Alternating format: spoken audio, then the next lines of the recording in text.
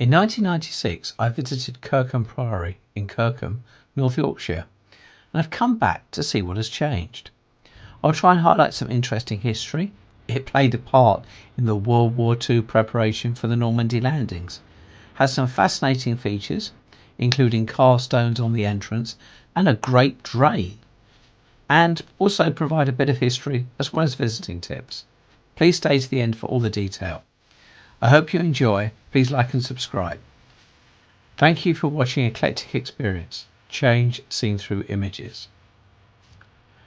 Kirkham Priory is located here in North Yorkshire, roughly 12 miles from York. It is the remains of an Augustinian Monastery constructed in the 1120s, sitting on the River Derwent, and is a Grade 1 listed building, and also a scheduled ancient monument. To get some context on just how old this building is, here's a timeline of monarchs from now, Charles III, going all the way back to William the Conqueror. Kirkham Abbey was founded in the 1120s by the nearby Lord of Helmsley, and this was during the reign of King Henry III, who was only the third Norman king. The priory was then in pretty much continuous use until Henry VIII dissolved the monasteries in 1539.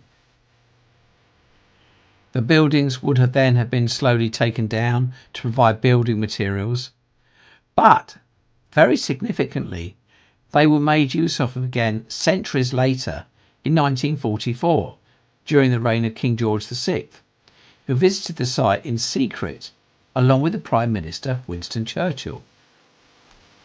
This is the site in 2024. It is built on a hillside and is stepped a bit.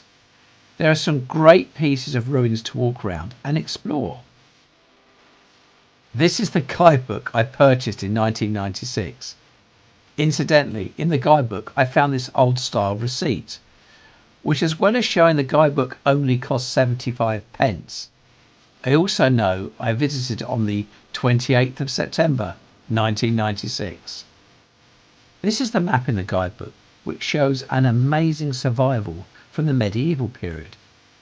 It is only marked as a drain in the guidebook and gets no further mention.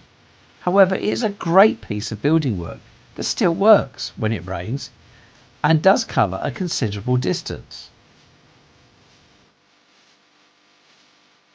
These are the pictures from 1996 and 28 years later in 2024.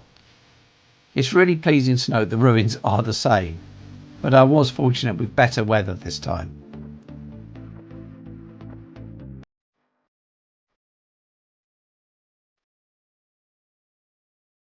Going back to recent history and World War II, as both the Prime Minister Winston Churchill and the King visited, this was almost certainly an important site for military preparations. Both the river and the side of the Abbey buildings were made use of to practice and test equipment for the D-Day landing. This is the explanation board on the site. The gatehouse has some great stonework.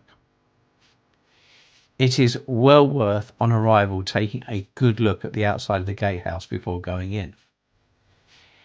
This part of the Abbey was built in the 1290s, and there are coats of arms of the many benefactors on it.